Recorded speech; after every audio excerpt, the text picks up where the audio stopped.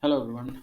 In this question, we have a ladder which is leaning against a wall and it is in static equilibrium making an angle theta with the horizontal. Now the friction is given at both the wall as well as the floor, and we have to find out the value of N1 and N2, which is the normal reaction at the wall and at the floor. And the options are given as you can see. So let us start with the free body diagram. Okay. Now mg will act at the center of mass of the rod, and normal reaction will act perpendicular to the floor here. Similarly, this normal reaction will also be perpendicular to the wall. Now, if there is no friction, then this rod will have a tendency to rotate like this. Basically, this point will try to move in this direction and this point will try to slip in downward direction. So based on their slipping tendencies, I'm going to predict the direction of friction. So this point has a tendency to slip in the left side, so I will apply friction here in the right side.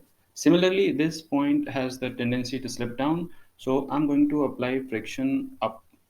This is our free body diagram. Now let us write the force equation. Force equation. So first we will take all the forces acting in the x. We are going to balance it. Why? Because this is an equilibrium situation. So the net force in x must be 0. That means Fr2 must be equal to N1. And it has already been mentioned in the question. You can see here that the ladder is about to slip. So that means we are taking a situation where we have to apply the limiting friction, right? So this Fr2 will be equal to mu times N2, right? Fine. Now apply the same force equation in y direction. Net force must be 0. So we have mg acting downwards and they are both being used, N2 and Fr1 both are being used to balance gravity. Now I already have the information about N2, so I can put it here. Also, I can write the value of Fr1 as mu N1. Why? Again, limiting case is being used. Don't forget to write mu2 here because friction coefficient is different at every surface. So mg is equal to N2 value is N1 upon mu2, and Fr1 is equal to mu1 N1. So from here we can get the value of N1. Let's see how much it is. So mg is equal to N1 is common and we have 1 plus mu1 mu2 upon mu2, so that gives us N1 is equal to mu2 times mg divided by 1 plus mu1 mu2. Put it here and get the value of N2. So this gives us N2 is equal to N1 by mu2. So basically it will be mg divided by 1 plus mu1 mu2. So we got the value of N1 and N2. Now I'm going to apply the torque equation. Okay. So this entire length of the ladder is L. So this length will be L by 2 cos theta. I mean the center of mass is at the midpoint, so this distance is L by 2. This distance is also L by 2. So in this triangle I can get the value of the base from the hypotenuse, L by 2 cos theta. Okay, so let us apply the torque equation here. Torque equation. Net torque on this entire system must be 0. Why is it? Why is it so? Well, it has been given to us that the body is in equilibrium, and the equilibrium condition says that the net force and the net torque both must be 0. So I have already applied the condition for the force. Now I'm applying the condition for torque. All right. Now you can take any point you want for calculation of torque if the body is in equilibrium. Normally people prefer to take the center of mass, but I want to take point this. Hold on. Point A. This point is B and the center of mass is O. So net torque about point A must be 0. So we have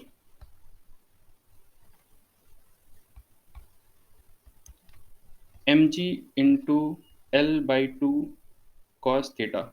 This torque is acting in clockwise direction.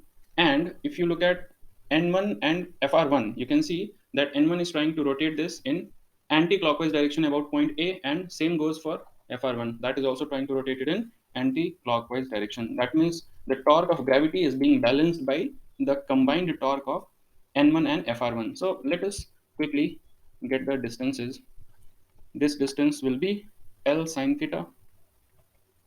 This will be used to calculate the torque of N1, and this distance will be used to calculate the torque of Fr1, and that will be L cos theta.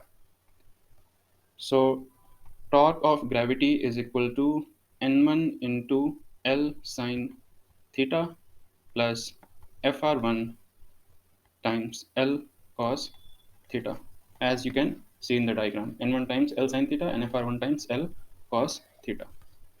Now let us solve this equation. We already have the value of N1, and I can write friction as mu times N1, because like we have said this before, this is a limiting case for friction. So mgl by 2 cos theta is equal to N1 into L sine theta plus friction can be written as mu times N1.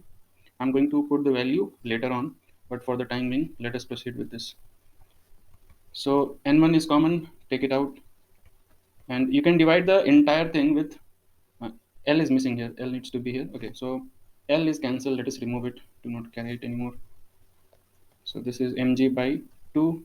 And if you divide by cos theta, then this will be N1 times sine upon cos becomes tan theta. And we have, this is mu1 by the way, mu1.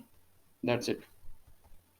So N1 is equal to mg divided by 2 times mu1 plus tan theta. We already have another value for it, mu2 mg upon 1 plus mu1 mu2. So we can use this condition to get a relation between mu1 and other things. Now let us come back to the diagram. In the original diagram, if mu2 becomes 0, then we can never make this rod stay in equilibrium. Why? Because even if friction is not acting, let us take a smooth wall for the time being. So even if friction is not there, this normal reaction will still need to be balanced. So there is no other force in horizontal which can balance N1. So even if the wall is smooth, the floor definitely needs to be rough. Now, if you take a rough wall, then friction is there and normal is still there, and we still need to balance it. So there needs to be friction at the floor in any condition. So mu2 cannot be 0. So based on that information, I can say that this mu2 0 option is definitely wrong. I'm just eliminating options for ease. Now this one has been eliminated. Now we have to check the values of normal reactions when mu1 is 0, because obviously the mu2 value cannot be 0. So answer could be A, C, or D. Let us check. So if mu1 is equal to 0, then what is the value of n1? Well, it is equal to mg upon 2 tan theta. And what's the value of n2? N2 was equal to mg upon 1 plus mu1 mu2. So mg upon 1 plus mu1 mu2. Here if mu1 is 0, then it will become equal to mg. And if it is non-zero, then we'll have to mark this only. So now let's go back to the options and check. So the first one says that if mu1 is equal to 0, then n2 tan theta equal to mg. Let's check how true that one is. So we have n2 equal to mg upon 1 plus mu1 mu2, and if mu1 is 0, that means this will be equal to mg. Okay, we already solved it, so there's no point in repeating it. n2 is equal to mg if mu1 is 0. That means that option is wrong. So this option is wrong. Now next we have option C. If mu1 and mu2 both are non-zero, then n2 is equal to, well, this is true. N2 is definitely equal to mg upon 1 plus mu1 mu2. We saw this just now. Look here.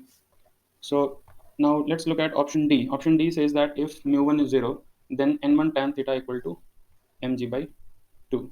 So n1 is equal to mg upon 2 tan theta. So yeah, this is also correct. N1 tan theta is equal to mg by 2.